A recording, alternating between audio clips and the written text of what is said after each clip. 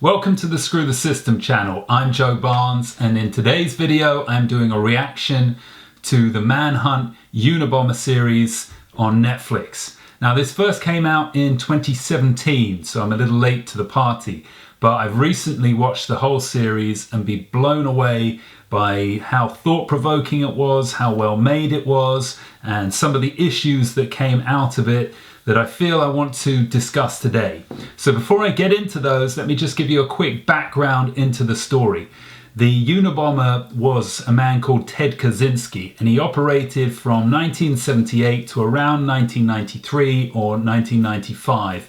And during this multi-decade campaign, he put various bombs in the posts and to different institutions that exploded upon being opened. And through his reign of terror, he killed 3 people and injured 23. And these are horrific, horrible acts.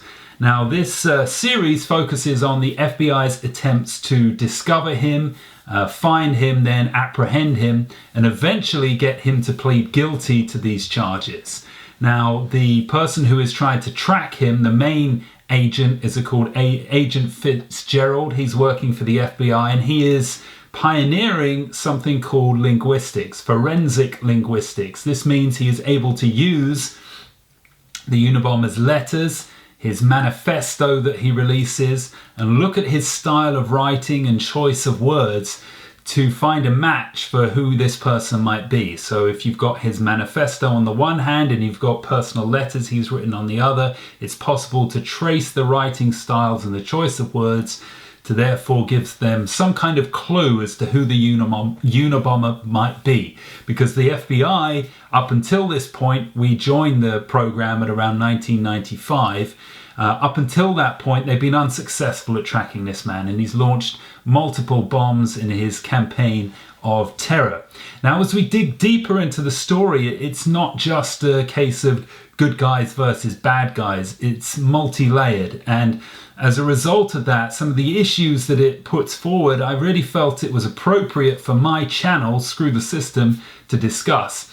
Now, if you've watched some of my reaction videos before, you'll know that there's one on the excellent series When They See Us. It's another Netflix series that I highly recommend you check out. I also react to a few of the Michael Jackson documentaries, and I do these because I feel, again, that they're multi-layered. There's so many different points to make, there's so many different observations about how the system works and how it constrains us, and I felt with the Unabomber series it was exactly the same. Now, the Unabomber, this is Ted Kaczynski, is a very isolated person. Not only that, he's very much anti-system. He writes this whole 35,000 page manifesto about how technology is destroying society. Now, here's the thing, he's actually right, and it's crazy to say that and to sympathize with the man who went on a terror campaign bombing innocent people. The reason he did that is to get notoriety, to build up awareness. Now remember, this is in days before the internet, days before tools like YouTube or blogging, etc. So his idea is, what way can I get the most people to pay attention? I know, I'll terrorize the entire country with these bombs. So his whole idea is to get awareness for his point of view, for his philosophy, that technology is causing society untold harm and will do so into the future. It's not just about technology, it's about obedience. He comments on how overly obedient everybody is in society, how we are sheep, how we don't question anything. So you can imagine me watching this and thinking, damn, this guy is right. You know, a lot of the comments he makes about society, he's correct. And yet, on the other hand, he's a brutal murderer. This is terrible. He's not a brutal murderer without reason, as I explained the reasons why he does it, but that doesn't justify any of the harm and the killing he does. So you're in this awkward position. Well, you are if you're someone like me and someone who believes in the things I believe in, and somebody who would watch a channel like Screw the System. You're in this awkward position where you're almost supporting a killer. Now, on the other side, we have the FBI trying to track them. And they come across as sort of bumbling idiots who are stuck in their own dogma, their own outdated approach, an approach that doesn't work in tracking this unique form of criminal. In steps this guy called Agent Fitzgerald. They call him Fitz in the program. Now, he has new ways of tracking people, of detecting potential criminals. And as I mentioned earlier, it's based on forensic linguistics. Now, this is a field that isn't recognized at the time. And the FBI, in their outdated way, don't recognize Fitz's work. He's sort of a pariah within the FBI institution. Another fascinating thing about Agent Fitz is he's working against the system within the FBI. He is the pariah with these so-called crazy ideas, which the main people in power at the FBI aren't prepared to listen to or take seriously. So he's got to do all of this work himself. And there's this sort of running theme that throughout the whole entire series with both Ted and Fitz is that they're crazy. Their ideas don't work. They're crazy. What are they talking about? They're taking on the system, and the system is always right. Well, it wasn't. Fitz was right. His method was right in detecting Ted. His approach is what led to the breakthrough in discovering this loner who secluded himself in a cabin in Montana in America and had evaded detection for a period of time that spanned 3 decades. So the individual was right. The system was wrong. With Ted, you could say the same thing. The stuff he's saying about the system is right. His critique on society and the dangers of relying too heavily on technology. Now, I don't think all technology is bad. I think some of it is liberating, some of it is good, but our slavishness to technology, our obedience to rules is holding us back and has been for decades and will continue to do so. So Ted was right in a way.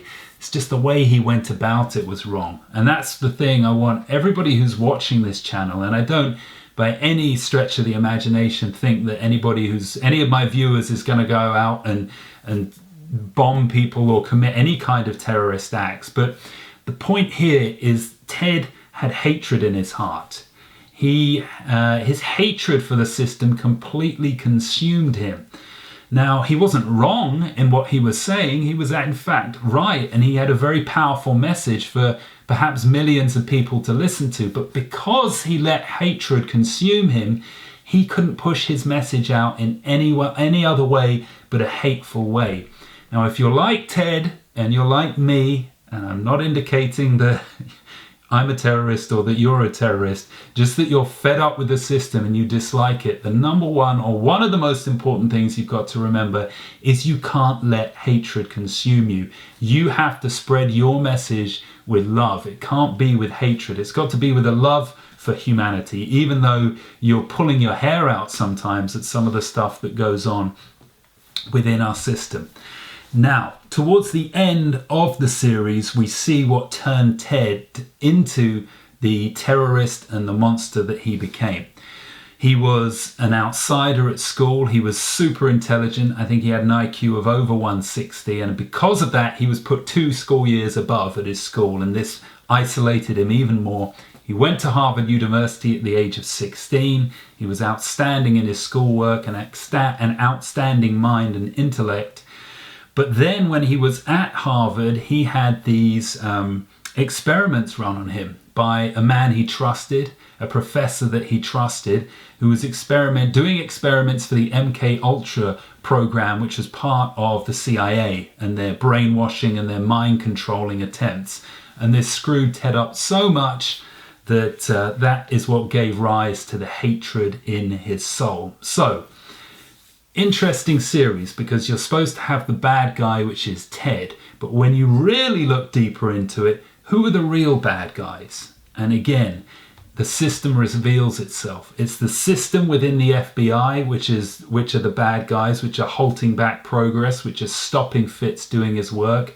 Plus, they never recognize his work once they finally captured the Unabomber. It's not Ted that claims the credit. It's some other little weasel that was on his team is suddenly speaking to the news as if he's done it. Then Sorry, not Ted. It wouldn't be Ted claiming the credit. Fitz was the FBI agent, and he is not credited for all the hard work that he did. Ted, on the other hand, obviously is a bad guy. Yes, a bad guy with some good views. But you also see the deeper bad guy behind Ted, which is the system, which is the CIA, which effectively he went and underwent a process of mental torture. Now, I am aware through further reading, claiming that that was not true, that he was never subjected to that. Well, I'd have to say, I would not be surprised if the CIA covered that up, or that even if it was true, the press would say that it wasn't to cover it up. So I would be suspicious of anyone who says that that never happened to Ted. I think there's every chance that perhaps he was part of that mind-controlling experiment. So my point is, the greater evil behind him is the system. It's the system that made him the way he was. In the series, at least, he's portrayed as quite a loving child, a different child, but uniquely gifted, a brilliant child, and he gets turned bad by the system. So hugely significant issues raised in this series. Very interesting to watch. Very, very well made, just from that point of view as well.